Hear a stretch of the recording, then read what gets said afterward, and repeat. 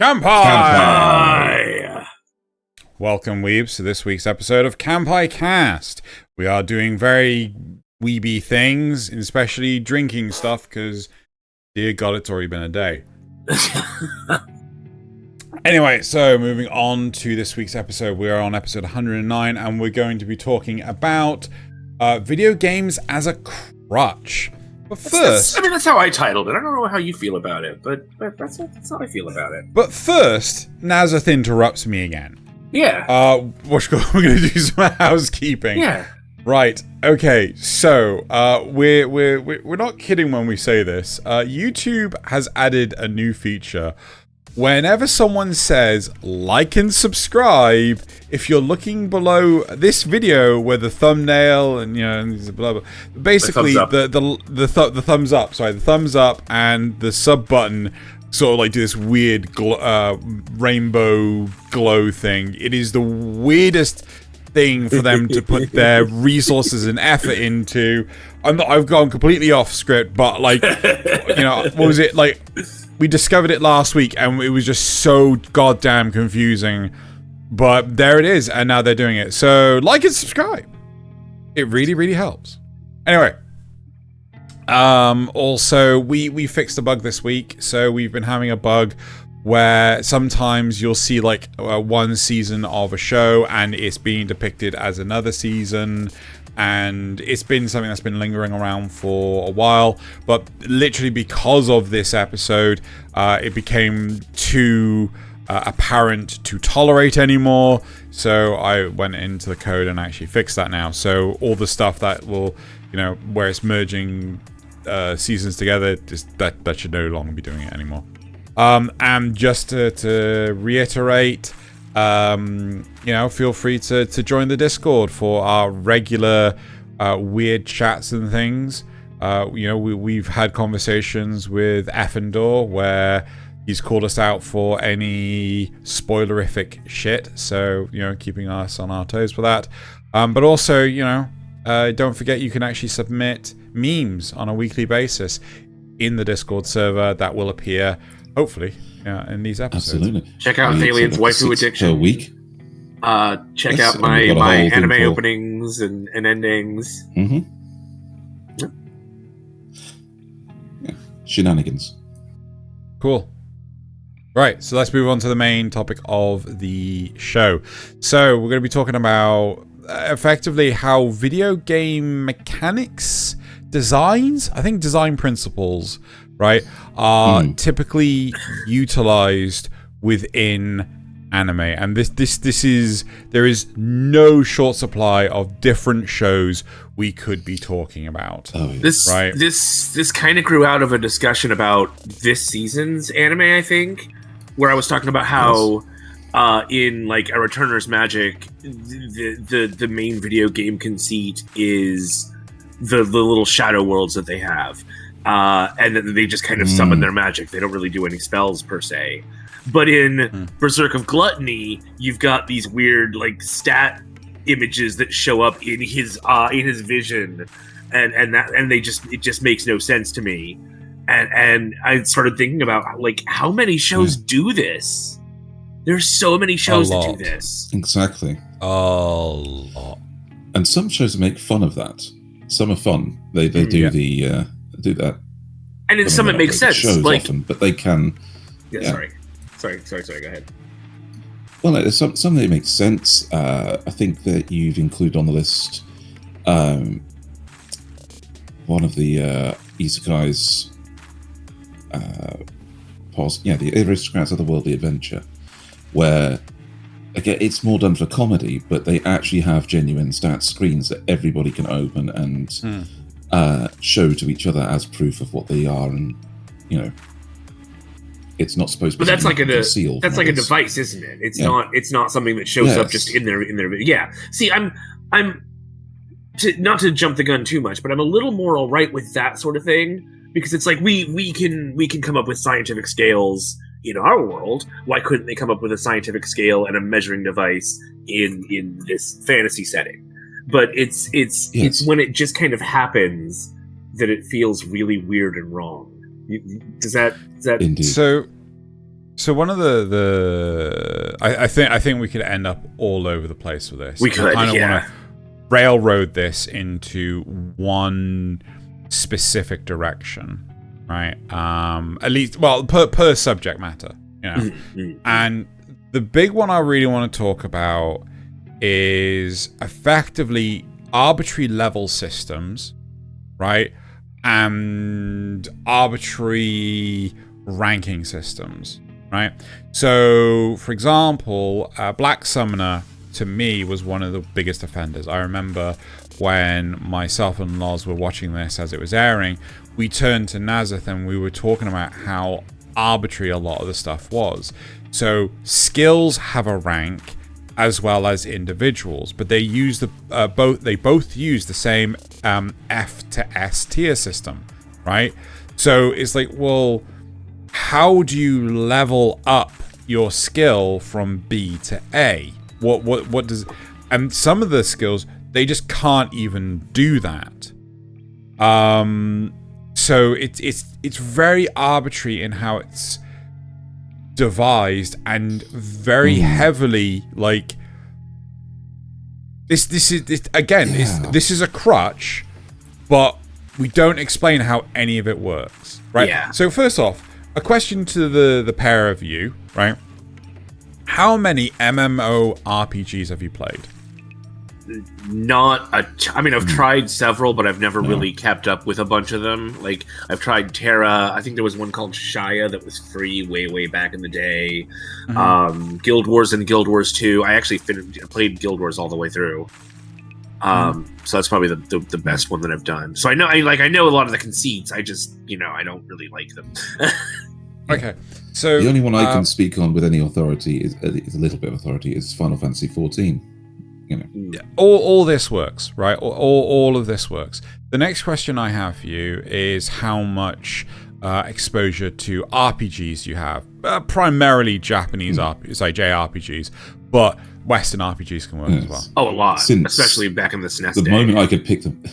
Yeah, the moment that Final Fantasy 7 came out on the PlayStation, I was into those, definitely. Yeah. So it's very interesting to me that we have a lot of anime out there, especially things like Black Summoner, not the. And they very heavily rely on these JRPG mechanics in effectively an MMO setting, and yet they kind of defy the core fundamentals. And the core fundamentals for me is things like leveling.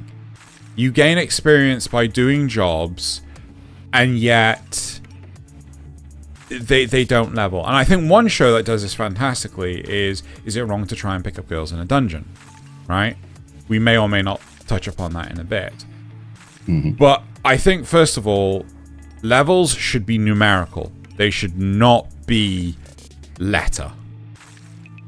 Right? They should not be letter-based. So letters should be your rank as opposed to your level. Everybody, you can be a level 1 but an S rank. Like Dark Souls 1, Soul Level 1 invaders, right? They can sometimes have crazy gear and just natural skill, but they don't have any actual levels in them, right? Yeah. Yes. So you could have that would be an S rank. But you could also be level 100 and be D rank because you just suck.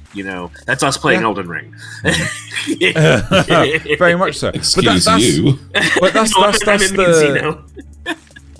the whole fundamental point, though, right? Is the fact that by using this arbitrary labeling of, it's like, oh no, his hide presence skill is an A rank. My detect presence skill is a B rank, right? No, why can't you just say hide presence level 10, detect presence level 8? Then there's no cap. There is no cap because the problem, one of the big problems is you would expect, it's S. It goes as far as, no, we got double S. And then we got L. And then we got double L. I'm like, what the fuck is going on?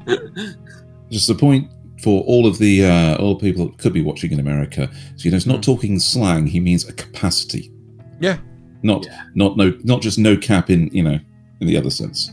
Oh my god! But yeah, it's slang terms for the teenagers.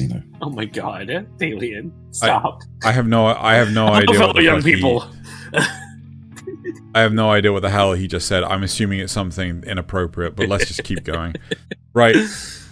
But anyway, so how do you guys feel about other anime that utilize, levels in such a poor way? Well, this is where I was going to... When I noticed quite a few of these breaking their own rules or not explaining anything, I think that the people that are writing the show, or writing the original source material, had a leveling system they wanted to use. They'd seen one, or they'd created one.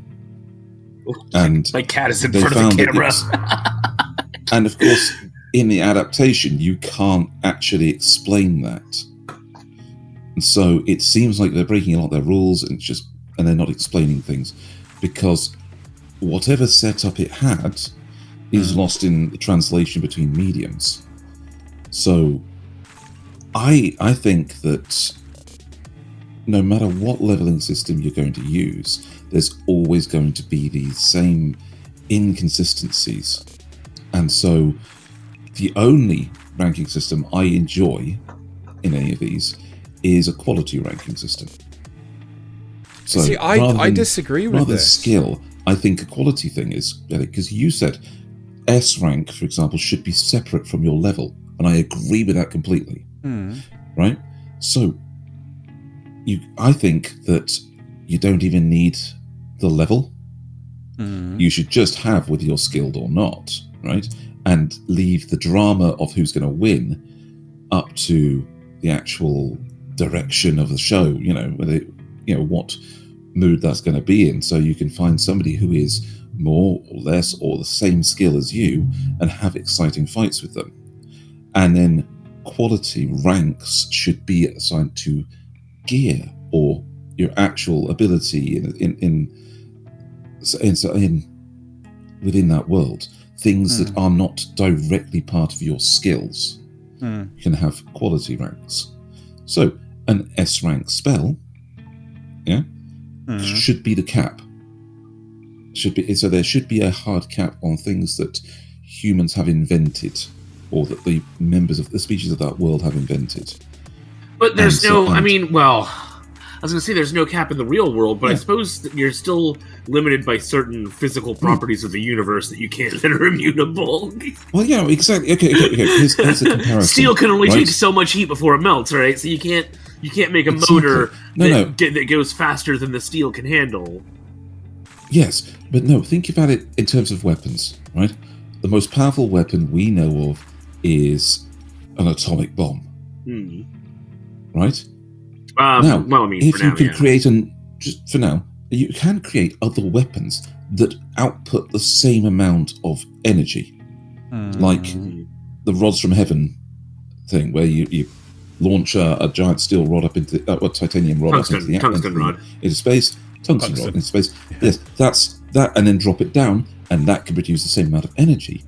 But you've hit that thing off. Once you've got the power to blow craters the size of cities, there's no real scale after that, I suppose, but I think, again, the problem I have with this is the fact that so many of these skills are like, our main protagonist gets the S-class skill, and then there's nowhere for them to go. There's no upward mobility. There's no more up. Yeah, and they're gonna win because they already have the best skill ever. Right? Yeah. Again, this is why shows like I don't agree with that. Because what's the point in having an S rank skill in freezing something? Ice breath. If the opponent has literally an S rank skill in fire armor. I will give you that, but that's never the case. Skill and drama. That's why I say these things should not be. You shouldn't need to have levels. because levels just say who's going to beat the other person. But there's no room, like, in a video game sense, there's no room for growth, right? Within the first couple of episodes of the anime, they're already the top dog. Unless, well, right? I think... most anime. Yeah, I think what Thaylien's saying is that those are bad anime. And what they should be doing is like focusing on other ways to improve themselves. So it's not that they have the ability to nuke; it's how and when they use the nuke, and what other like can they develop their sneak skill more so they can get into a more advantageous position, that sort of thing. Right. Okay. But it never ends up being that way. I misunderstood. Yeah. I misunderstood. Right. Great example that you might agree with me on. Okay. Goblin Slayer Season 2. Okay, our little mage with the fireball. Okay. Oh the yeah. Mage told him he doesn't just have fireball. He has the 4 component spells that make it up. Right, and utilizing those, you can make other spells. Right, so you could just cut off 1 fireball and take out a few goblins. But what he ended up doing was using the 1 component part of it to create a stunning noise that scared off a whole army of them. I think a large part of it comes down to the application, and I think that's going to be the argument we're always going to have here. Is like it's about the application. For example, pivoting to I got a cheat skill in another world and became unrivaled in the real world too, right? I'm like, this show started off with such an amazing concept, but the fact that in the, I think, second episode, or was it even the first episode, right, our main protagonist ends up getting all the top tier skills just by effectively using a hack, it just loses all value. He didn't work for any of this, right? And then what does he do with it? Nothing.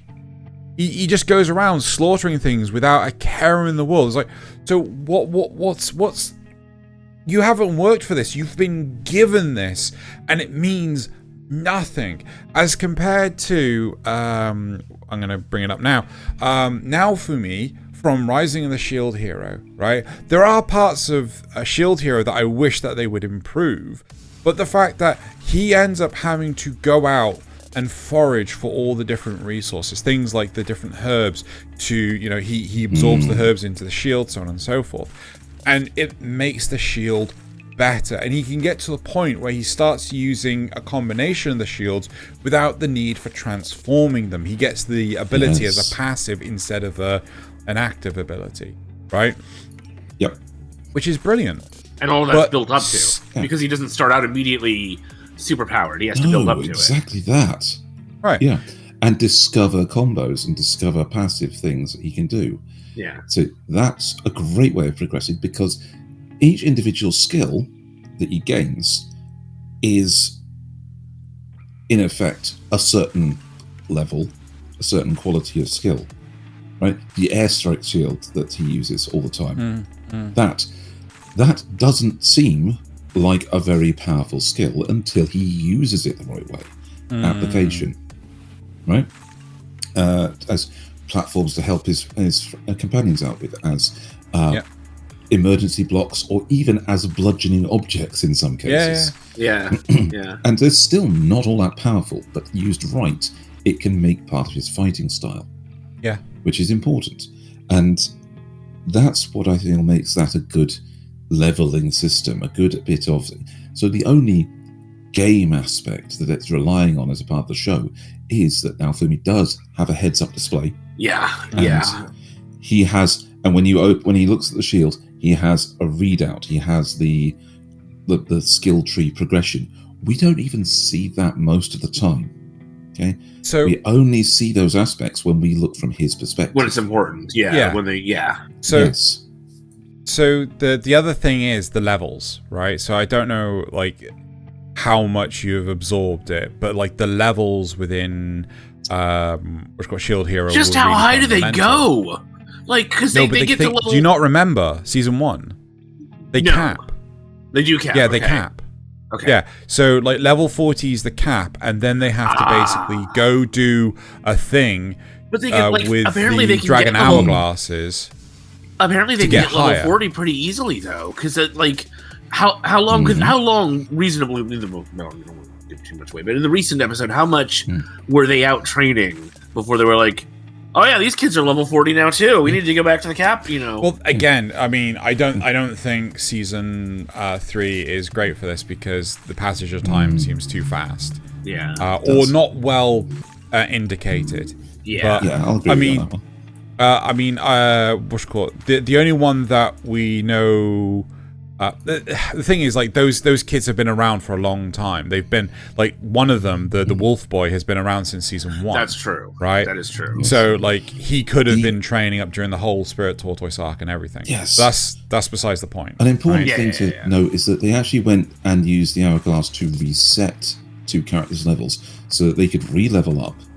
Yeah. Using Naofumi's passives to get the bonuses and things to their skills. Yeah. Which is, definitely it's a very video game idea. But at the same time, it's not core to how these people interact. I think, how's a comparison? What's a good comparison show? It's a terrible show, but the comparison is my unique skill makes me OP even at level 1. I think we actually have that on here. Yeah, we do. So that one, the show I'm trying to work out which one it is. Terrible. That one? Or did I not? No, it's literally just called My Only. There it is, My Unique Skill. Yep. So that show. Oh God, that one. It's a terrible show, but it does have a very good way of incorporating the video game aspects without heads-up displays or anything. This is where the world has dungeons, and the dungeons are magical places where you go to farm monsters, kill monsters, get experience, level up your skills, and get drops. And in order to do that, each person has these ranks that are assigned to them. Okay. And they have, I believe it's number stats for their main abilities like strength, magic, all these, intelligence and so on. And those are displayed when you literally put your hand on a crystal outside the dungeon door, and it displays them on a tablet for you. That's part of how the dungeon works, right? And everybody has that, and not only that, because they have that, everybody's like social rank also relies on that. So because the whole world seems to revolve around dungeon drops in the most absolutely nonsensical way. It's bad to show. But going over to the second screen where you have your ranking for what drops you can get out of what type of monster, those are ranked in letter ranks. So the drops are ranked qualitatively, but the people are ranked in numbers and have a cap that they can get to of I think it's 99. You can't actually go to 100 on. Well, I think he does go to 100 on them. I mean, like one thing that I find really interesting. One thing that I find really interesting is that a lot of these characters that are trying, like these different archetypes, so on and so forth, they could have been created off the back of a tabletop RPG system, right? Something like Dungeons and Dragons, which utilizes heavily on the whole number crunching side of it, right? But don't get me wrong, there are a number of these shows that do utilize this. There are way too many that don't, and they just he's got S-class strength, he's got A-class dexterity, he's got double S-class and it's just like, I mean, why? if that matches up to like a letter grade system in education, so like an A is 90 to 100, or an S is 90 to 100, then sure, fine, I'll grant you, instead of 100-point scale, they're essentially doing a 10-point scale. But a lot of it doesn't feel like that. Well, No, I shouldn't say a lot of it because, to be fair, a lot of these are also isekais and such, and so I don't watch them, so I can't really say that personally. But that's my impression. Let's compare that. What Nasuth just said. There's a show that does in fact do that, but it isn't, something called Principal, which is My Daughter Left the Nest and Returned as an S-Rank Adventurer. Oh, true, got that. That one is a. In that one, it's a pure fantasy. There's no isekai to it, and they have rankings, but they're based on skill level. They're assigned by the guild, and they're not based on video game rankings. They're just who's better. Yeah, in those cases, it's like the porcelain, copper, silver, levels. Yes. It's like that, but given a letter instead of a color. Yeah, they're recognized levels of competency in something. So you can be an S-rank swordsman, okay, or an A-rank magician, and that is, in this case, I would find that acceptable because it's more like school letters. You're literally going up grades of something in quality based on a more universally accepted ruling system that is outside your control. You don't just level it up on your own. But a lot of times it feels so nebulous. It's just like there's no grasp. There's no way for the audience to really grasp the difference between an S rank and a D rank because you never really see. Yeah, I think unless you see these kind of things in practice, like say as we did in this one, where you have the daughter literally beheading a wyvern. Okay, with a sword. Right, but have you ever seen a D rank person go up against a wyvern? Right? Have you seen that different scale? We saw the lesser adventurers in action as well. They go out on a hunt to find out why it's one of the things that delays this girl from going home. They go out on a hunt. This is good, right? Yes. Yeah. So they go out on a hunt. They brought in other retired S-rank adventurers. So an S-rank spearman and an S-rank brawler. And the guildmaster is a retired S-rank as well. Not sure what he is. He's a rogue of some kind. And we see how they can hold up against other monsters. Right? And how easily she handles them compared to some of them. And how agile she is. And you you see regular people. One of the girls that shows up in the show is an A-rank swordsman rather than an S-rank, and she gets quite handily beaten by the adventurer's dad, by the main character of the show, and this guy, the redhead ogre. So she gets her ass handed to her in a very, very quick bout, and because he's been training a swordsman all of her life to be an adventurer, and so he's actually much better than his original rank would give him. Isn't it the case that if he wasn't handicapped, because he's like missing a leg, isn't he? Yes. If he wasn't handicapped, he would essentially be A or S rank, but because he is and he's retired, he has no rank, or he's really low rank, or whatever. He retired when he lost his leg at E rank. He hadn't had time to get up to climb. But he's kept up on it, so yes. Yeah, I think this is what makes shows like this better. Shows like Is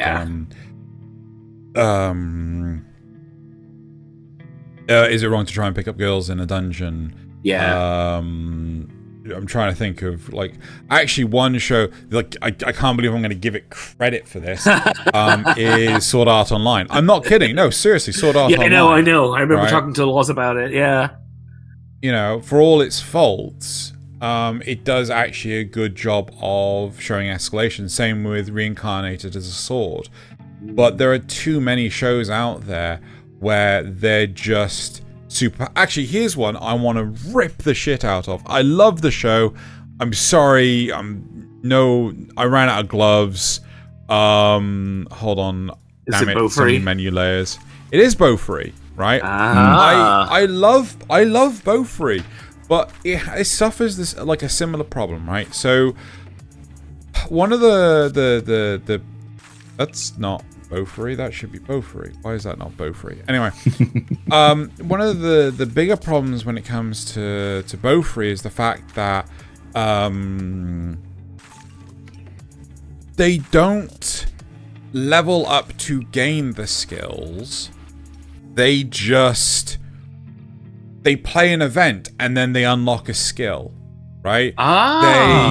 They kill a monster, they unlock a skill. They run a dungeon, they unlock a skill. So effectively, their hotbar is populated by abilities that they gained by using the OP abilities that they previously had, right?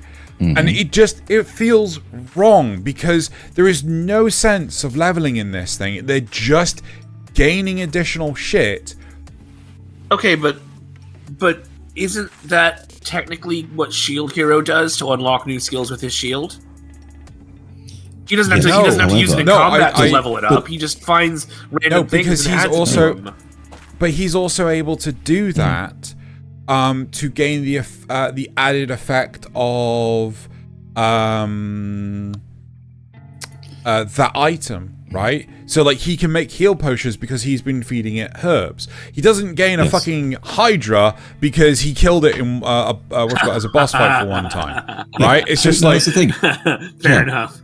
Okay, here is the big debate in Dungeons & Dragons rules. Yeah. Has always been, how do you give levels? Okay? Yeah. The one gives experience-based, where you grind up, you get levels, you find something that gives you the other is experience like points. And no. So that's the thing with experience based. You get enough experience and you level up. Yeah. Right. Yeah. The other is milestone based. Yes. Where that's kind of what I completing meant. something. Yeah. The other is milestone, where you complete something and the trials that you went through lead to some revelation and you level up. Mm-hmm. Now, the debate has always gone back and forth because in that it doesn't seem to, with milestones, it doesn't matter how you do it, as long as you get it done, right? As long as you complete the mission, complete the thing. This is the problem with BOFURI, is you can get one overpowered skill and roll a bunch of dungeons to suddenly have 5 overpowered skills. But I argue against this. Yeah. For one simple reason. Can I interject? Yes. Right. So with Dungeons and Dragons, you have an archetype, right?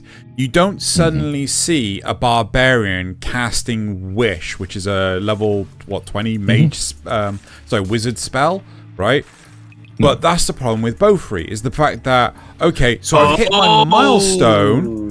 Right, and you get things that aren't. So they're not class specifics. In this, so here's So that's exactly what I'm getting at. It's you as long as you complete the dungeon in BOFURI, you get the relevant thing out of the dungeon, whether it applies to you or not. Oh, that's gross. Yes, that's really gross. So it is, but at the same time, that does seem like when you're actually doing the right kind of application of leveling, that does seem like the better option. Yeah, I'd be fine with that. So, BOFURI might actually benefit from having the more experience-based grind, where actually having to do these things can give you more experience, and you level up your class and get powerful abilities from that. Yeah, I still wouldn't like it. I still wouldn't like it if they used experience to unlock things, and then they still unlocked unrelevant skills. So as a shield person, then they can use summon magic. That'd be so weird. But unless there's a built-in cross-class sort of thing. But no, it's worse than that. Nasuth. It's so much worse than that. So Maple. We will. Sorry, Maple in BOFURI, right? She is a shielder, right? She's maxed out her defense stats. No other stats than anything else. The first boss fight she kills it, then proceeds to eat it. No, wait, she eats it. Sorry, that kills it. She gets eaten, and so she eats her way out from the inside. Right? It's the only thing that works. And by doing so, right, she now has the ability to summon this poisonous 3-headed Hydra. right? That attacks everybody in range and poisons them. Yeah, and it's just like, you're supposed to be a tank. That's an extremely powerful offensive ability. Yes. There's no explanation anywhere. Oh no, it's just cause. It's just cause. Initially, it seems earned, right? Yeah. But this is another example. A great example that I really loved the reaction to was that she finds a hidden story quest back in the starter area where a woman she's got a disease, and her husband tried to go and find the cure and hasn't returned. And it's a fetch quest, but with protection on it. So, you have to take this woman to the healing place and then bring her back alive. It's an escort quest, It's an escort quest, and there's all these zombies. But of course, by the time she finds it, she's got the flying tortoise companion. So she just loads this woman up onto her mount and flies over the obstacles, gets her healed, and flies her back again. And it gives her, because she's the first person to do it, it gives her the Guardian Angel ability, which seems to fit into the tank role, where she basically becomes blonde, has angel wings, and everyone around her now benefits from her level of defense. But she takes damage in equal amounts to them. So yeah, she absorbs their damage. She absorbs their damage to give them the equivalent defense that she has. Yeah, but because she's such a tank, she doesn't take any damage. Yes. Yeah, that's a very good tank skill. Yeah. So that's a very good tank skill. You think that, right? Except that you combine that with all the other things that she does, and suddenly she can. And in later things, she gets a skill to become a mech suit that gives her a hugely high mobility, and combine it with the poison skill, combine it with the mobility skills she gets. After that, it completely negates her overall role and just makes her like just this. It's said if you have her in your party, you win. Yeah, Yeah. So, Thaylien, why do you hate me? Why do you insist on telling me these horrible things?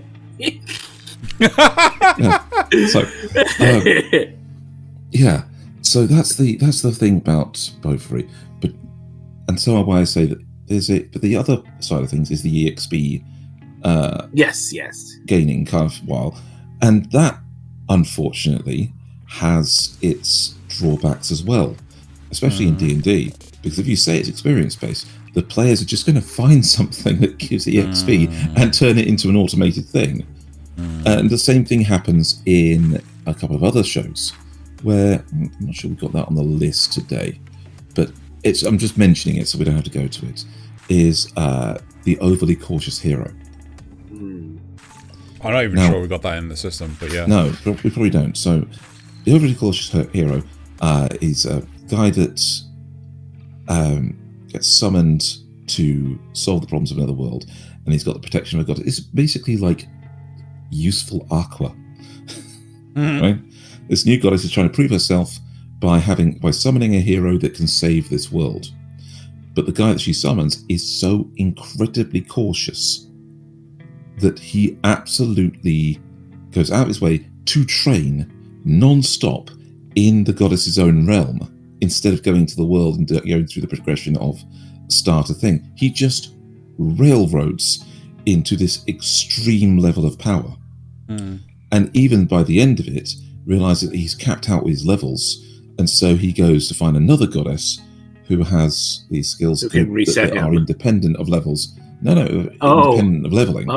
So they're things like sacrificing his own health to do things that are beyond his capped power. That kind of thing. And he goes so far into beating this one thing that, because he's found that cheat, he's found that thing of training in the goddess's own realm, means he doesn't need to go out into the real world and do hero shit. I mean, it's a great show. In the end, all sorts of things happen from it, and shaking his head because he doesn't like it. But no, I like the premise of it. Okay, it's not very well executed, but I like the premise. Okay? And it actually turns out to be a nice little tsundere romance, which is quite fun. Oh no. Yeah.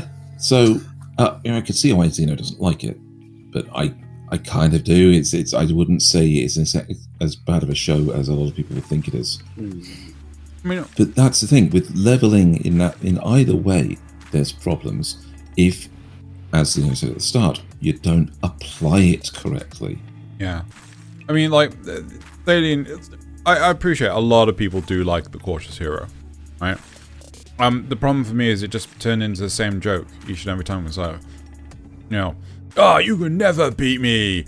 Not even a level 100 hero can beat me. Well, that's fine because I'm level 300. Takes off all the heavy weights he's been using to train up, and like instantly becomes like gajillion times stronger. Oh, so he's Goku. Okay. Oh god, no, Piccolo.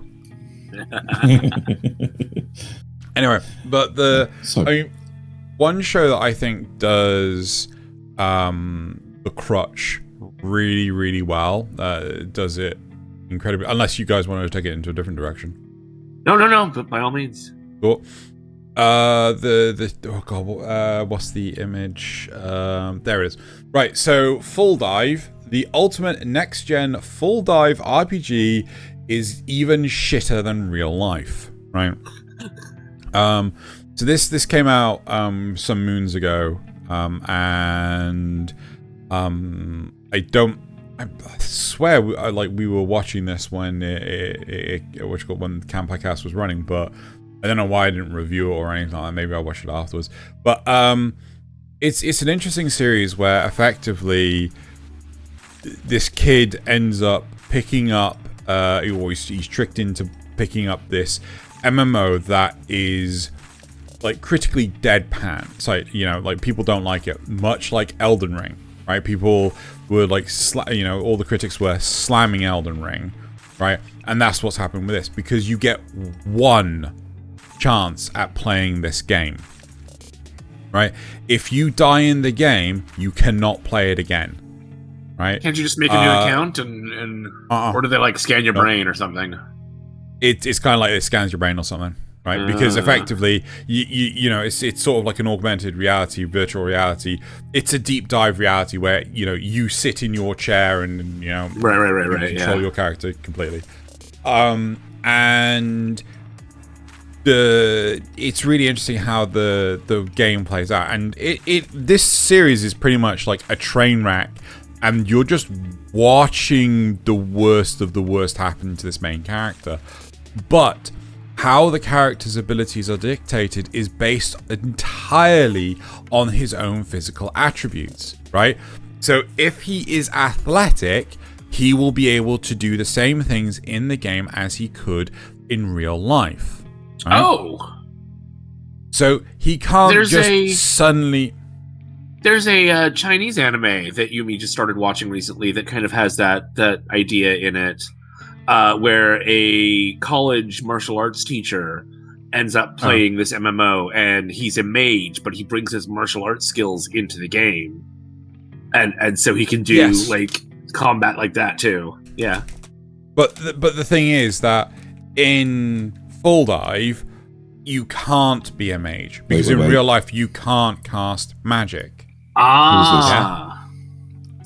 Who's this is the shop assistant or that basically falsely sold him. Is she actually a fairy in like fairy size? Yes. In the show, yes. Then I don't care how bad this show is. I'm watching. You can't really see it in this thumbnail. I feel unlocked, but she's right there, and his face is right there. So she's about the size. Did of you just say waifu alert? Yes, Thaylien loves the fairies. Don't take that out of context.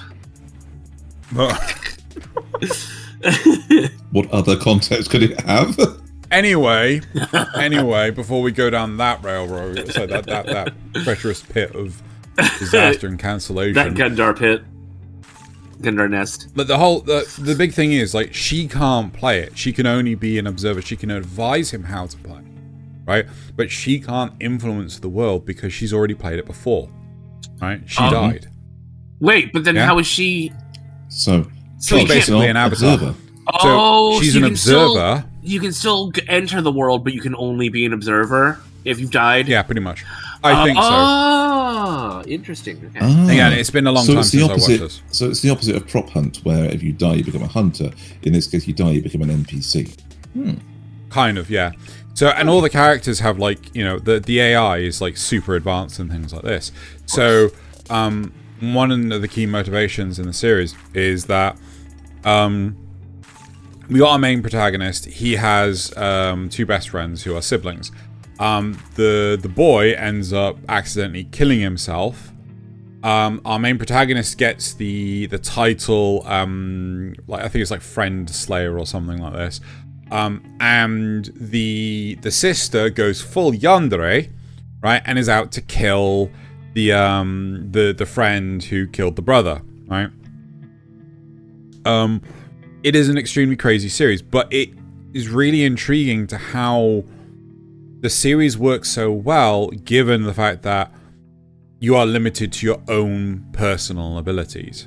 This, oddly enough, actually led to the downfall of the game, but one character has apparently beaten the game. Right, one player of the game has apparently beaten it, and only one person. And getting out of the town, the starting town, takes the whole series. Like the main character cannot get out of the main town because he's hunted because he killed someone. Yeah, that's incredible. So, yeah, you know. God damn it! You made this actually sound interesting. Yeah, I mean, like, you might pick it up and go like, "This isn't for me." This is shit. But like again, this is a VR MMO where the main protagonist doesn't get like completely OP as shit, right? And I like that sort of stuff where they work for it.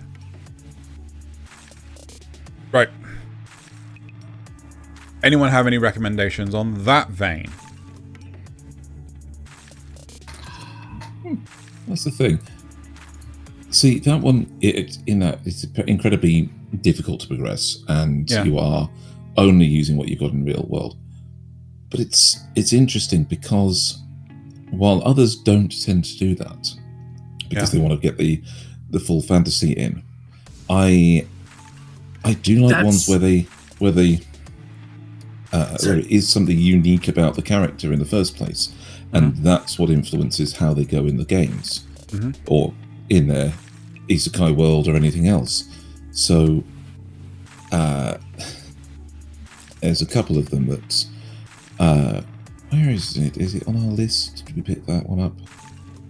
It's I'm trying to think of one that I've watched that fits in with what I'm thinking. The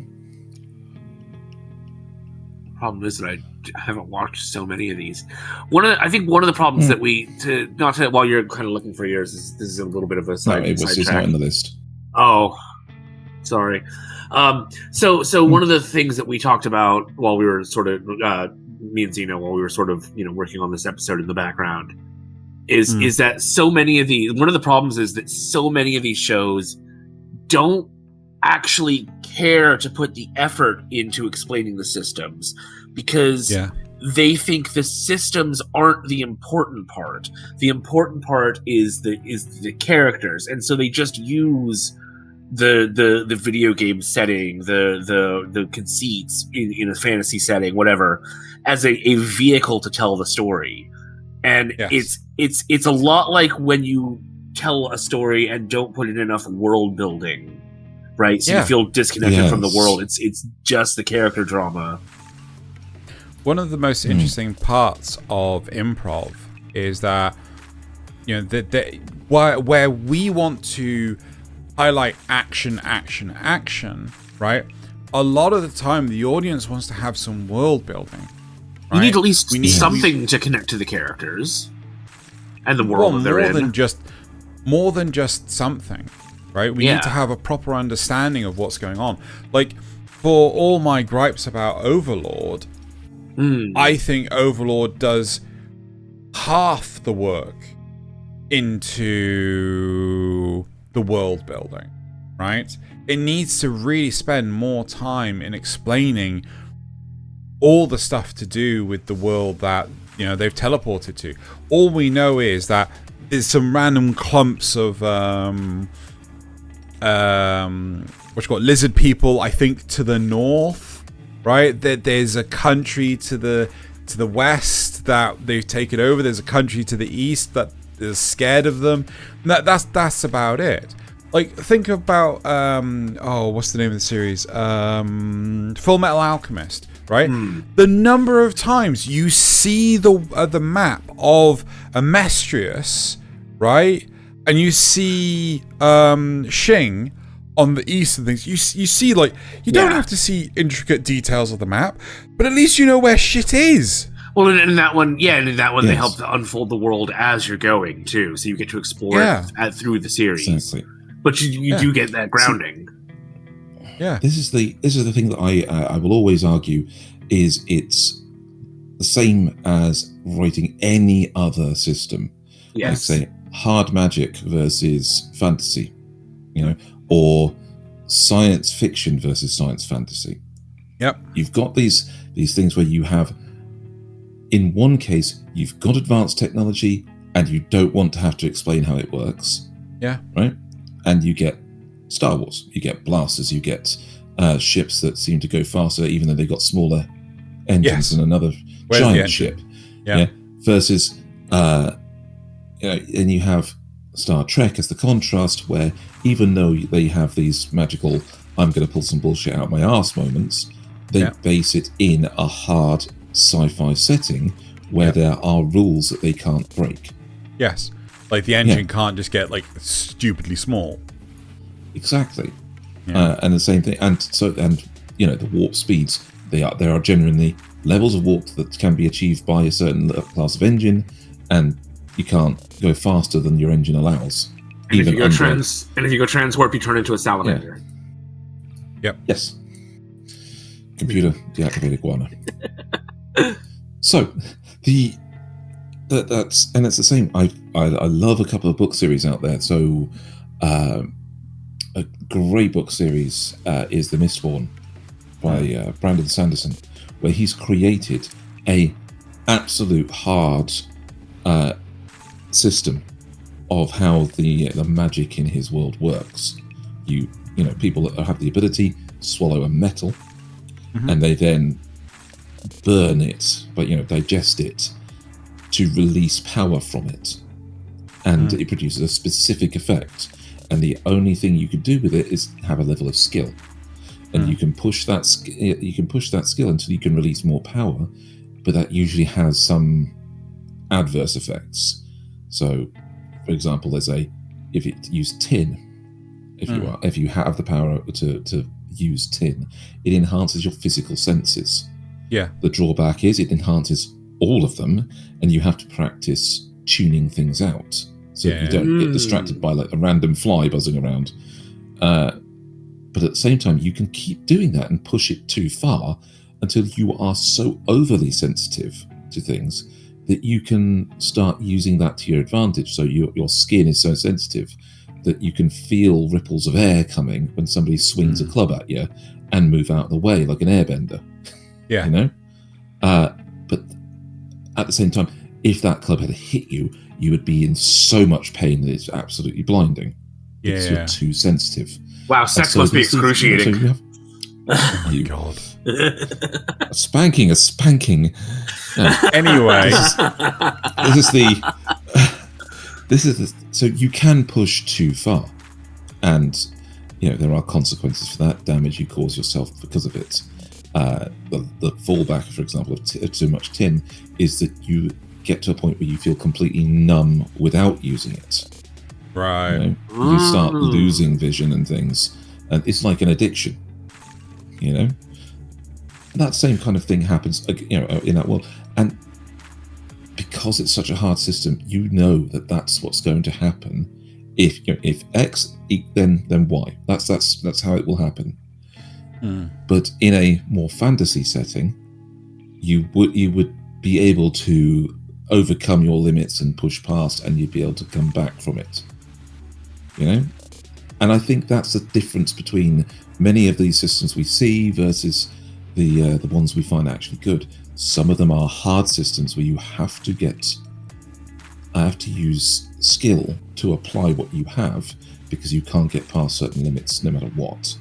And the more fantasy ones just say, oh yeah, this is just how it works, and we're going to use that as a stepping off point to basically, just have another fantasy battle with magic. Yeah, wow, the one that actually popped up on screen right now, Goodnight World, is perfect for that, because it's supposed to be a hard sci-fi setting, in that it's in VR MMO, and there's like AI and everything, but in reality they're just using it to tell a character drama, right? It's about this family that's falling apart, and so they don't care to explain how the magic in the game works, or what happens when you kill a player, or how the AI gained sentience in the first place, really. I mean, they pay lip service to that. They say that they tortured it until it started thinking, but like, what? Okay. If that worked, then there'd be several bots that are already sentient. Yeah, exactly. Yeah. So they don't bother to explain any of that, and that's to the show's detriment, I think. But yeah, there you go. Yeah, I can spot on. No, I think that it's really important that with a lot of the shows, things like, is it wrong to try and pick up girls in a dungeon? Konosuba, shit, I'm trying hard to remember half of them. Rising of the Shield Hero, so on and so, the good ones. A lot of these good ones, there are extreme limitations within what they are able to do right now, right?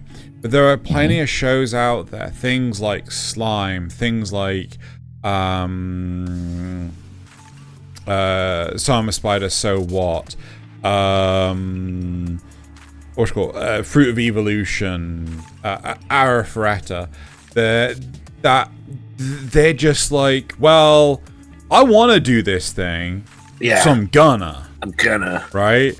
And it's like, but why isn't any element of the world hindering your progress? Like, even though Rudy, why has nobody done this before now? Yeah, even though Rudy in Mushoku Tensei is extremely powerful, right? We've already seen shit is stronger than him. Yep. Shit can kick his ass. And other people can achieve what he's achieved if they try hard enough. Exactly. Yes. Right? So, I really feel that it balances the world when, you don't just have a character that is OP as all hell. I did actually click on cheat skill. There it is. When you got a character that's OP as absolute hell, and yet is not challenged in the slightest. Yeah. Yeah. So I want to pose a question to the both of you. Okay. Right? Shield Hero, for example, does impose its limits. Yes. But it uses its video game aspects as kind of more like a shortcut to getting to the point of telling you those limits and starting the story. Whereas things like Berserk of Gluttony have things where they have stats, but no explanation behind them, and the story could be told without stats. They're just there, as you say, as a crutch. Yeah, they could just easily say, "Oh, you've collected enough souls now. You need to feed them to me." For the sword. Yes. Do you think that that all of these shows could be done without any video game reference at all, or does it actually add something to them when they're used as a quick medium to see, to explain something? I think it depends. So, Shield Hero, right? Shield Hero, he now from he can see the level of other people, right? Instead of seeing their level, he could just be like, "Oh, as a cardinal hero, I can sense your aura, and your aura is stronger now. Your aura is so strong that it's time to go do this ceremony." There is a different advantage to this. It's because with Shield Hero, going off the back of what Nasuth's saying, we could argue the toss that, well, the rules are set. The Shield Hero can't use anything but shields, right? And that is the world, right? Whereas in things like D&D, a wizard could pick up a sword. They'd just be mighty shit with it, right? So there are positives and negatives.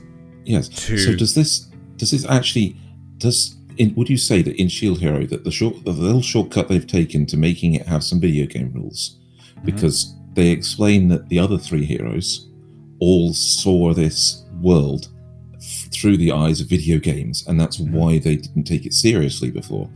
Now, Fumi, coming from just having read the intro to a book, doesn't perceive it quite that way, but thought of it as a video game to almost make it make sense in his head.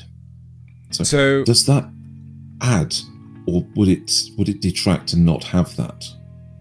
I kind of feel it adds a bit, because one thing that you may not remember, because it is such a fleeting thing, the first season, is the fact that they all perceive the world that they're in as different video games each. Yes. And it's not until I think Ren says something that now Fumi starts to think of it, and then all of a sudden that is available to him, right? Yes. It's the world is accommodating the summoned heroes, right? Oh wait, is that real? Does that so he doesn't actually see the overlay and stuff until after that? No. He saw the overlay before that, but he, like Ren said, one thing, and then like a feature of the shield became available to him because he was wondering, would he be able to do that? So it's because if Naofumi hadn't known any video games, do you think that he would have seen this entirely differently? Yes. If he'd never seen heads-up displays or never seen stat bars or anything else, like that. Yeah. It's even though Ren had said that, it wouldn't act like that. So that's an interesting. So it's more his mind trying to perceive, or the world making his mind perceive what others might. So when I said like, "Oh, your aura is strong," others might perceive it that way in the world, but he sees it. I missed that. In the words of abridged Vegeta, power levels are bullshit. Wow, that's a cycle, isn't it?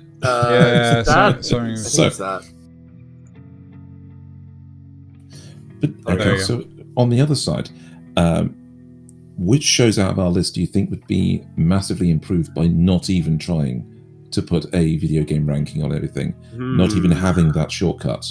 Okay, let me get the list. Okay, right. So after that, I want to ask another question. But yeah, let's Log Horizon. Log Horizon was a waste of space with the video game stuff. Fruit of Evolution, waste of space with the video game stuff. Did Reincarnator's Sword have much in there? I like Fruit of Evolution. I liked because it was a parody of it. It literally went to the end of everything. Let's see how many skills he has today, and did that. So that was I mean that was a tiny joke. What about Campfire Black Cooking? Summoner could have fucking dealt with it. Campfire Cooking had so little of it. Yeah, he could have just dropped it and been fine. Yeah. Don't know why Demon Slayer's appearing. What else is there in the list? Selma Spider, so what? Oh, that fucked me off, Chronic. Slime, same deal. The Moonlit Fantasy, same deal. I don't think much could have improved that show anyway. What? You think? I don't think there's much that could. I don't think much could have improved that show anyway because it was just that bad. Oh, yeah, I suppose. A casual house fire in the writers' room would have been the best. Also, shit. Am I really the strongest? Is that the one with the? Yeah, there is that one. There's loads that could have been made. Should just been straight better fantasies. with just. Yeah, it should have just been straight fantasy. But I think a lot of the problem is that video games are the in thing, right? Like, I couldn't see. Is it wrong to try and pick up girls working without the whole leveling stuff? Because it is such a fundamental thing. Earning the skills and things like that. Because it is not a 5-second, hey, I'm leveled a gajillion now. It's like, you know, over 4 seasons, he's gone up like 2, maybe 3 levels. Right? I think it's not so much that it's the in thing. I think it's just a visual shortcut. Yeah. It is. It's a, as you say, a crutch. You can lean on it, but from it's so they don't have to show improvement in other ways. It's a narrative crutch, because by making these video game aspects on it, it actually can simply get bigger. All of the explanation time, and they don't have to make a little section in their show to actually give it some rules. It works like a video game. It's like Saiyan hair color. It's just it doesn't mean anything. It's just big number get bigger. Yeah, exactly. Yeah, I remember when he tried to put the bloody power levels in the system and God, broke everything. But yeah, it's like there are plenty of shows like that could have done without the like, you know, just imagine Rimuru, right? Rimuru's just a slime, right? He gains different abilities based on what he has consumed. Yeah, that just bloody works. Yes, that as a concept that works, and you can see how he uses them. And you can limit him by what type of monsters he encounters to get what type of ability. Yep. So like sort of Arifureta before it gets bad. God, yes. Yeah, it's slime before slime gets bad. Slime before slime gets bad. So the other. Sorry, do you have any more points on that? Yeah. Not that. Keep going. So the other question I had, as we pass the hour mark, is.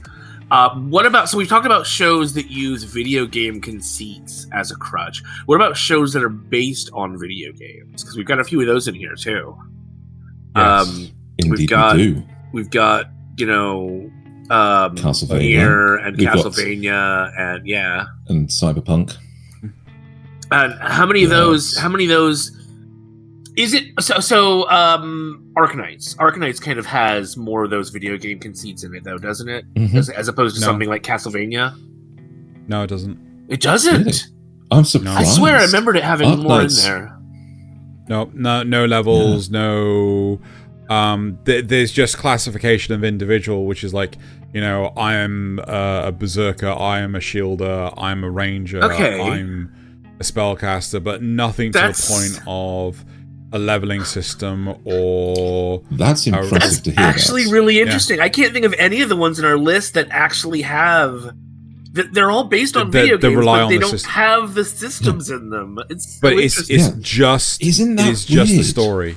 Yeah. You know, that's so weird, because like Castlevania, like Cyberpunk. Yeah. And even Nier, they tell a story... Yeah. From a video game. Else. Yeah. Yes. And so Cyberpunk is good because Cyberpunk as a you could show David leveling up like with numbers, but no. But they actually show him leveling up in other ways. It shows how they have a heads-up display with their cybernetics.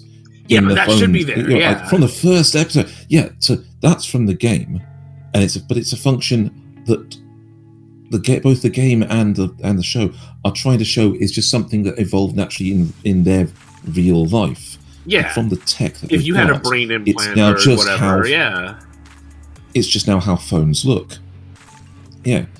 And then they tell the story. Nier tells the actual game story, whereas Cyberpunk and Castlevania, Cyberpunk tells its own story set in the universe. Yeah. While Castlevania tells a story that the actual game couldn't tell. Yeah. Because the game was a platformer with, so it's definitely different, but it's a reimagining of how the story would go if it was an actual story instead of just the video game. Yeah, And no, I'm just looking through Dracula chucking a glass so- on the floor, saying, "What is a man?" I'm just looking through our list of like the different video game shows that we have. Gungrave, that's what's it called, doesn't use any of the stuff. Castlevania doesn't. Rolling down. Oh yeah, there's the Dota stuff that we have. Legends of Mana. Did the Legends of Mana stuff do it? Nasuth, did you watch that? No, it didn't. Not that I remember.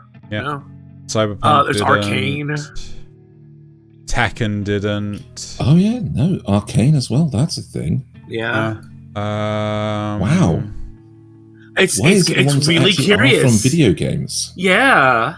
Whereas These all fantasy the shows isekai- want to try to be video games, and these video game shows are just like, yeah, we just want to tell a story. Yeah.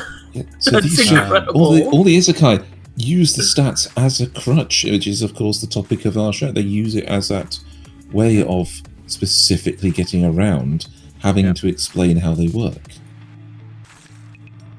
Yeah, it's crazy because like it can work, don't get me wrong. I mean, one of the elements that drives me spare when it comes to the video game stuff, right? I'm not talking Log Horizon. I'm not talking what else have we said that uses video game? Fruit of Evolution. I am talking about Sword Art Online. I am talking about BOFURI, right? Yeah. How the characters, none of the characters are wearing the same gear. None of the characters look the same in any way, shape, or form. Their silhouettes have to be unique as possible, right? I'm like, and especially so early on. You know, I was having this argument with Loz. I'm like, I get it, right? You are trying to treat this as another form of medium other than video game, right? But if you want me to believe that the setting is a video game, like, again, don't have the developers just shit out updates like there's no oh yeah, we've nerfed this, oh yeah, we've nerfed that, oh yeah, we've added in this, oh yeah, we've, like, no developer works that fast. None. Right? In one season you've got sorry, I do see Lawson's point about the character designs though, because you could just say, oh, they have a really advanced character editor, right? So instead of just picking your character's facial appearance and body type or whatever, you can actually design their entire clothing, and then when you're functionally when you're switching out gear, their outward appearance doesn't change. Because you get that in some JRPGs too, right? I don't know about that, right? Well, yeah, like in Final Fantasy, right? The character appearances never change, at least in like 10 and before. But you're switching out your gear and stuff. No, but you're not playing as you. You're playing as Cloud. You're playing as true. But right. But anyway. My point is though that, like, again, this is the thing that goes against the whole MMO feel of it. Yeah. Is the fact that and again, Sword Art Online did a brilliant job of this. Is the fact that, that they're going out, they're killing boars, right? They're killing just generic random crap.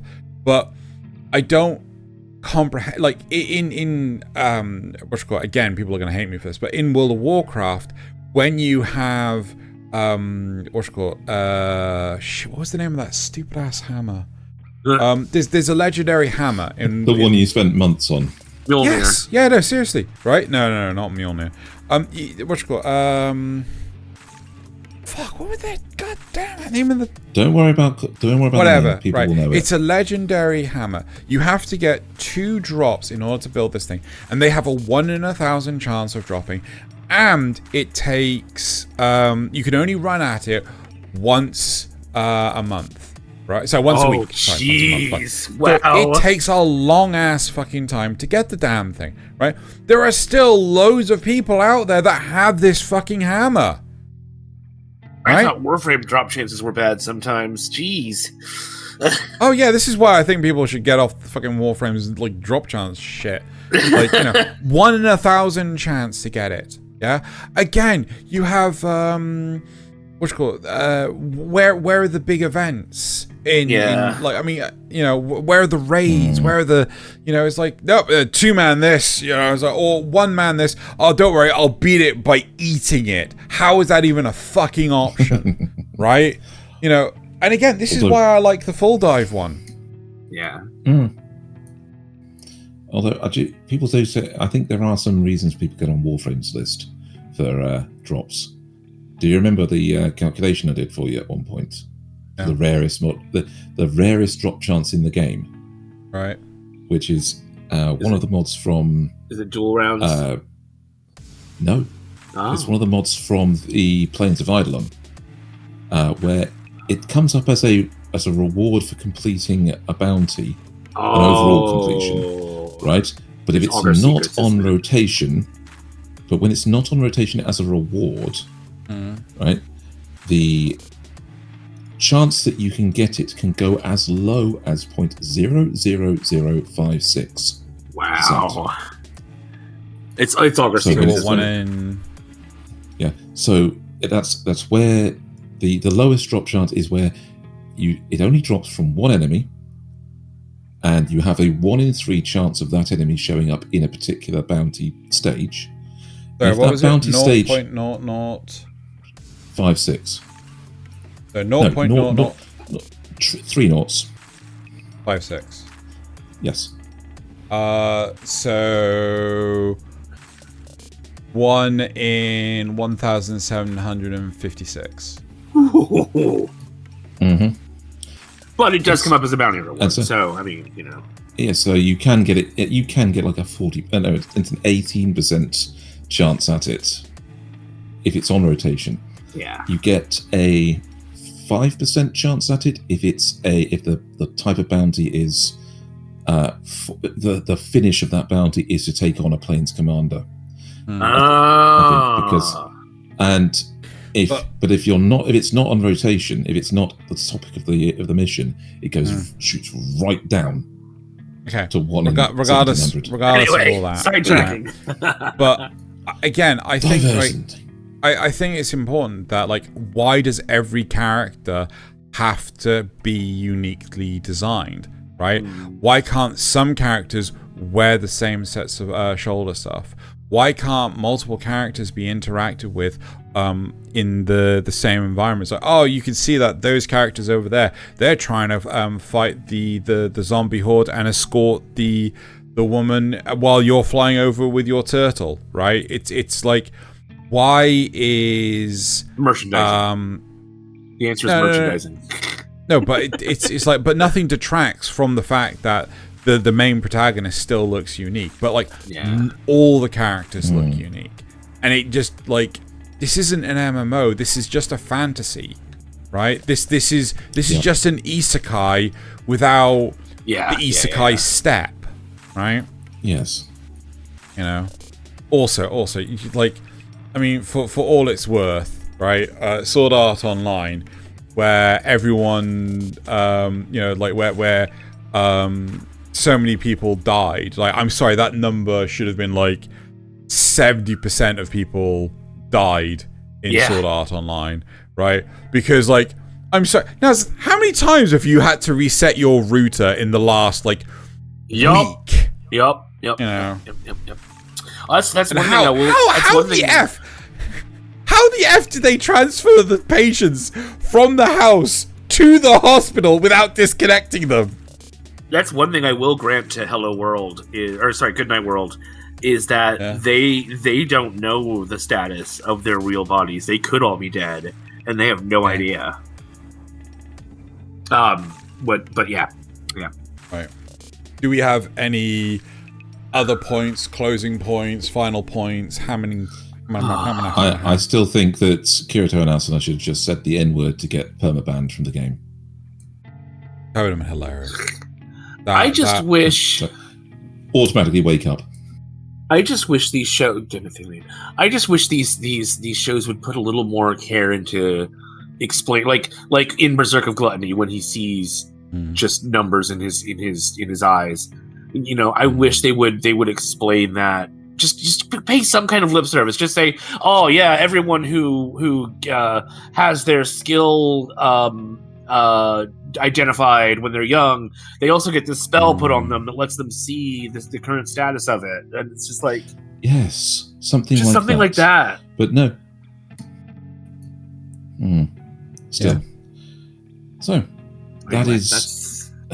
that's the big conceit of a lot of anime, especially isekai these days. Anyway, using it as a shortcut, as a way that everybody's supposed to know video games, so we'll just use that to get past all the explanation. Yeah, I mean, I'm not gonna lie, but that sort of stuff is what turns me off from watching a show so damn fast. Yep. It's just like, nope, this is the same. This is the same again. This is like one thing. It wasn't the best show in the universe, but I got to give it credence. Was something Black Company. I can't remember the full title of it. Where basically our main protagonist gets isekai'd. Everyone gives him shit because he's so useless and things.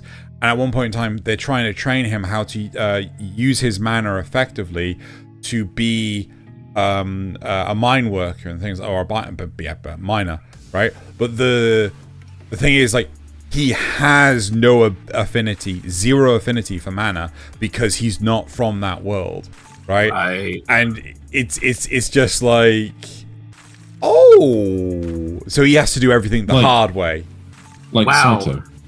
Handyman Saito. Yeah. But not as good.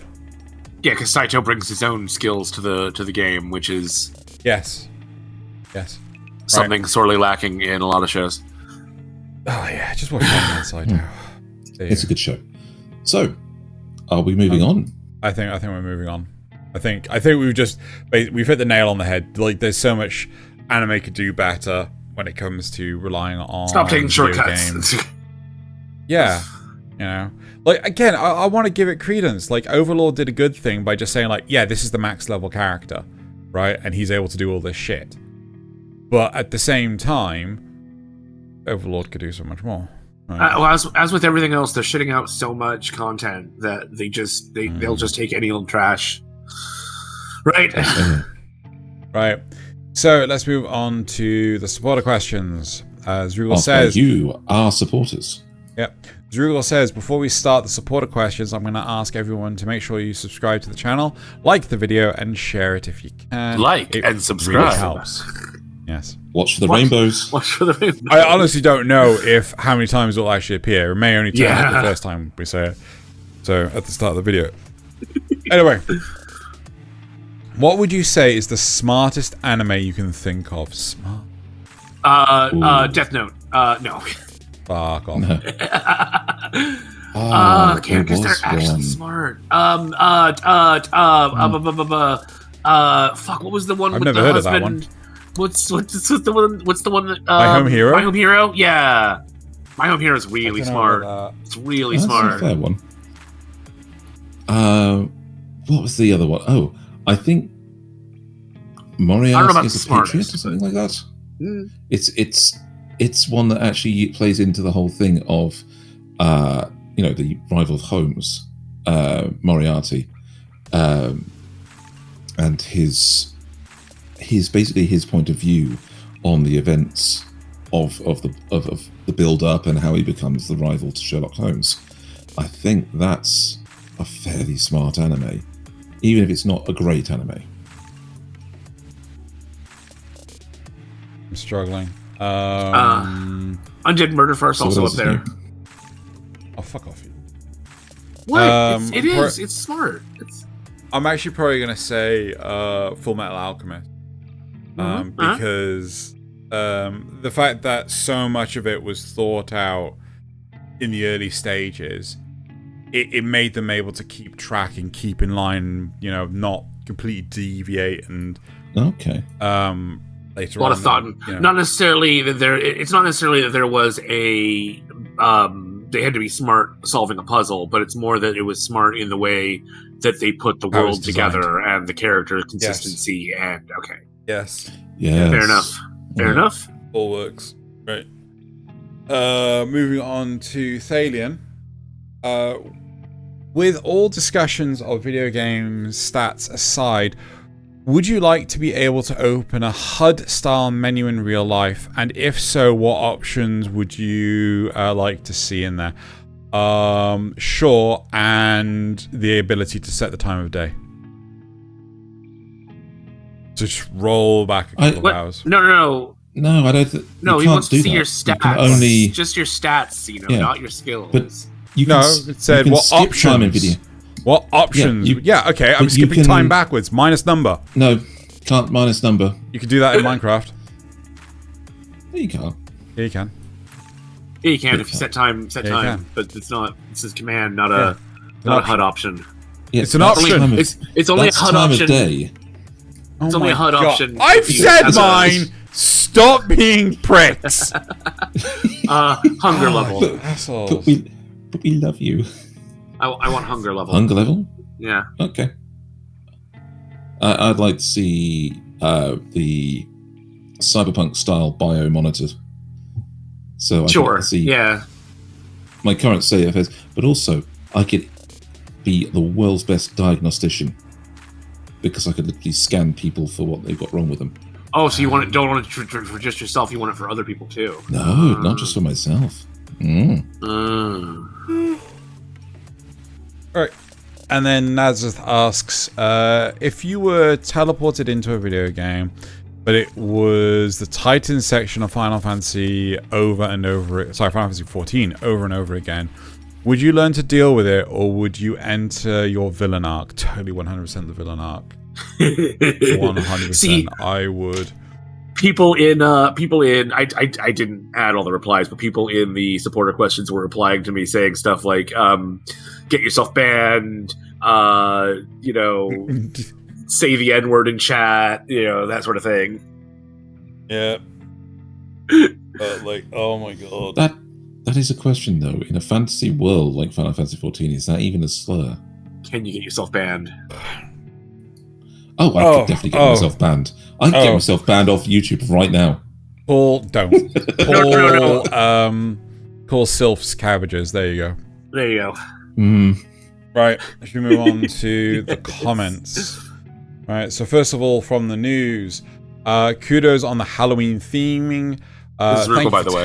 Sorry, it's Rugal, sorry, yeah. Wow, kudos for the Halloween theming. Thank you for telling me what ATM means. My curiosity wasn't killing me yet, but it was starting to hurt. I'm sorry, discuss what on the next Kanpai Cast? Rewind's video. Yeah, that's what I thought you said. Okay. Nasuth replies with, yes, milking it dry. The same way you shouldn't... Oh my god, I'm not reading the rest of that. The same way you shouldn't be. No, la. Oh, November. That's what we'll say. Anyway. Because the extra letters on it are only the domain of really unfunny content creators. I hate you. You're welcome. You're welcome, Thaylien. So, replies from the cast. Right, as Rugal says, apparently when we're talking about Daima and how it might be milking Dragon Ball, and Thaylien said it was Dynamite, that was a top tier pun, Thaylien. Please do not encourage him, for the love of God. Encourage him so much. No, don't. Right. I'd like to know what Loz thinks of Rising of the Shield Hero Season 3. I think he mostly is enjoying it, but yeah. Yeah. Lol, I was wondering what we're going to talk about. When we were going to talk about. When we were going to talk about Pokemon. When Nasuth said there was never any quality in the Pokemon anime, there's an exclamation of Nasuth. Maybe add Case Closed to that list. Never seen it. Why? For a long time. Yeah. Why this have so few views? Because YouTube. Could YouTube. Could be the community strike. YouTube. Yeah. No, it doesn't go away for 90 days, so I think they're just not recommending us. I'm sorry. I did it bad, and then Xeno made it worse. Maybe people don't want to hear talks about milking. Made it better. Anyway, Strummer Shell says, speaking of milking dry, wasn't there a franchise you talked about in the news that had 40-some movies? Oh, yeah. Doraemon. It was Doraemon. Yep. Yeah. Yes, this was like the 43rd coming out, wasn't it? Yeah. Oh, what about Ghost in the Shell? I mean, I like it, but it also has been done to death. Yeah, because Ghost in the Shell Arise was awful. There's a new one coming out too, I think. Really? A new standalone complex. Okay. And then, or for that matter, Digimon. Yes. Did you know that unlike Pokemon, the anime was made to help tell... I think it's supposed to be help sell. Toys. Sorry. Yeah. Help sell the toys / digital pets. But after a while, the franchise took on a life of its own. Yeah, See, now, Pokemon was to help sell the video games. That's what I thought. Yeah, so basically they are the same. You got to think though that that Pokemon has taken on a whole thing, both on its merchandising and everything. Whereas Digimon, the show itself, has become more popular than the merchandise. That is true. That is true. Right, that is it for the replies. Now on to the memes. All the memes come from various Reddits and wherever you guys send them from.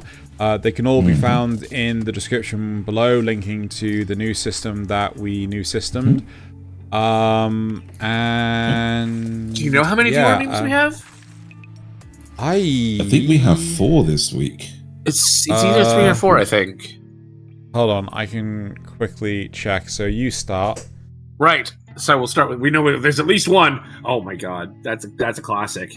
That is a classic. It is a classic. I love it. I love it. Oh god. Oh god, I just noticed that there's your in there. Okay, we got 5. All right. Right. Number 2. Dang old Tribune Cannon. Oh my god. Good old Boomhauer. Oh yes.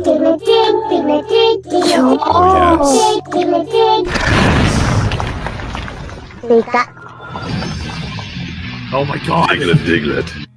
Oh my god. Yep. Oh yes. He doesn't actually say that in the anime, does he? No, of course not. No, I don't think so. Goodbye, Tien. Goodbye, Tien. Goodbye, Piccolo. See you in 5 minutes, Yamcha. Oh my god, I've been rewatching Super, and I completely forgot about the baseball tournament.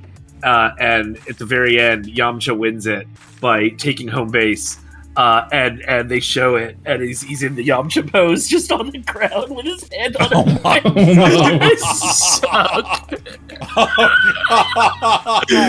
So good. Anyway, number 5. God. I've had 4 different recruiters call me about an actual job interview since changing my LinkedIn profile picture. I think it actually makes me seem more legit. What the fuck, Lamau? That's kind of hilarious. There is no way a guy who has this profile isn't the real deal. What? Open to oh my god. That's Onimai. And database admin. Oh right. Okay. Oh yes. No. Database admin. It makes sense. Yes, I mean to be fair, if you're a weeb, yeah, you gotta whatever you do. But also somebody who's confidently puts that up on their LinkedIn profile. Yeah. Just yeah. Right. That's attention grabbing. Your mean? Yeah. The word anime in Japanese means animation. Does Thaylien have this too? Means yeah, that's my first. What? Oh, means animation in general. So we can. But I checked out the link. You must have gotten it from a different sub. Means animation in general. So can we have a Family Guy thread on /A? Usually was banned for this post. January 1984. January 1984. Yeah. Yes. So mine is just the post. Okay. Can we talk about how Kalu had the greatest Pokemon evolution? Oh my god. Okay. I'm gonna die. FBI. Oh. Yep. Yes. Yep. This is a video meme. No, November week 1. No, week 2. No, week 3. December 1st.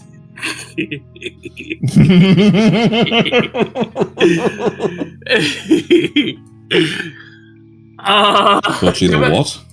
Developer, come on, it's a full-price game with everything included, no tricks. Players, do you promise I don't have to pay for anything else? You idiot, the game is full of microtransactions and you better get ready for a battle pass. Piece of shit, I knew it. I'm uninstalling right now. I think it helps the fact that Kazuma has his pants down as well. Yes. Because the game is going to fuck you. Yeah. And my last one is also a video meme. Now, Berserk of Gluttony, here's something unlike anything we've seen all year. Alright, get this, you have a fantasy protagonist, but he's cool because he wears a dark cloak with black hair. Except initially, he's super weak and bullied by some pink-haired bitch, but luckily, there's a prestigious knight with blonde hair that protects him for some reason, and her name is Roxy, But the real unique part is that he has a special skill that makes him overpowered even at level 1 called Gluttony that allows him to absorb the stats of anyone he defeats, and get this, he even befriends a talking sword, and oh my god, he starts killing goblins. So I don't think there's another anime like this out there right now. You're not wrong. I mean, I don't want to say that was going to be my review in episode 6, but that's basically my review. Yes. So my first one is just the Family Guy one again. It's just the post. We're moving on. Kids are glued to a violent Japanese cartoon show. Dragon Ball Z is bringing impalement, strangulation to after-school crowd. Oh dear, indeed it was. Oh my God. It's an actual news article that somebody found and dug up. Cartoon Network says it hasn't had the complaints from parents or advertisers about the show's violent content. In fact, the US distributor and licensing agent of Dragon Ball Z, Funimation Production Incorporated, says the show is toned down for US sensibilities. Goku left is a hero. Right. I have returned, Knife-Ear Handler. I have a name, and I have brought evidence of my accomplishment. Okay, but you don't need to go that far, you know. Oh my god. Goblin Slayer Exterminatus. Null pencil and don't have a sharpener with you? We present to you our latest invention. Samakima pencil sharpener. Now you can carry one easily wherever you go draw. Experiments have found that MKPSV1 gives you precision in your strokes. So don't be a little boy again. Worry draw like a little boy. Makima turns little boys into man. What the fuck, Thaylien? What the fuck even was that? Detailed butt. Why does it have so much cake? What the fuck, man? It's an actual advert for a Makima pencil sharpener. Okay. Let's pretend that. All right. R9 compressors, hammers, air tools, wrenches, gloves, tie downs, rope and chain, lubricant. Darkness no.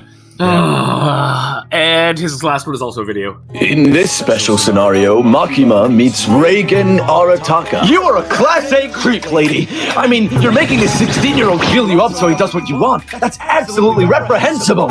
To use kids to further your own goals, that is absolutely against Reagan Arataka's moral code. Outsiders should not have access to that information. This risks a leak to Twitter.com. Your life is now forfeit. Milliseconds before Reagan's inevitable untimely demise, he recognized two things. One, that is definitely a finishing move. And two, that lady hasn't blinked once since I got in here. It's creeping me out. A very quick self-splash! This is one of Reagan's special moves where he throws table salt straight into the eyes of a groomer before she has the chance to apologize with her ukulele. Oh my god. Oh my god, Thaylien, what is with your memes? Okay. They're cursed. Oh, come on, that was fun. It was. I can't even remember All what right. my first meme is.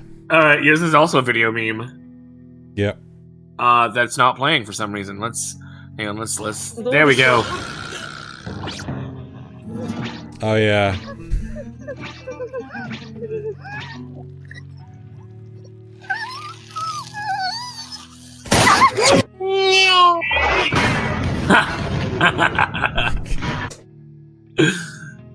It's the Neil deGrasse Tyson that really does it. Exactly.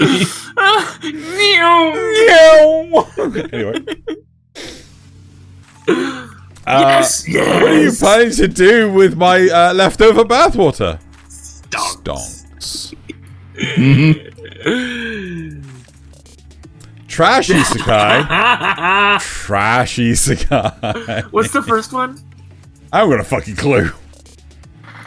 The Master of Ragnarok and Blessed Ragnarok. That's Ragnarok, but not the good one. Not the good one. Right. This one. We need that. Oh, that's dark. Jeez. Okay. What? Anime Studios insert a little JoJo reference in their anime. Everyone, it doesn't matter if you've seen JoJo or not. Is this a JoJo reference? Is this one of those where they got the AI to fill in the rest of the picture and they just told it? I have no fucking idea. Well, it looks like it's more redrawn because the hands aren't even in the right place. Maybe. Do I have one more? Yep, we're on your last one.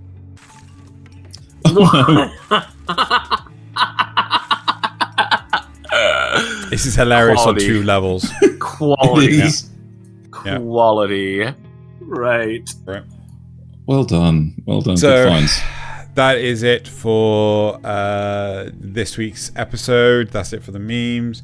Next week we'll be doing the 6-episode review. And that is it for today. Thank you very much, everyone, for watching / listening. Like and subscribe. And let us know in the comments up. what you think about shows that have video game conceits in them. And let me interrupt Xeno one last time before we... And outside of Arms Up and Kanpai.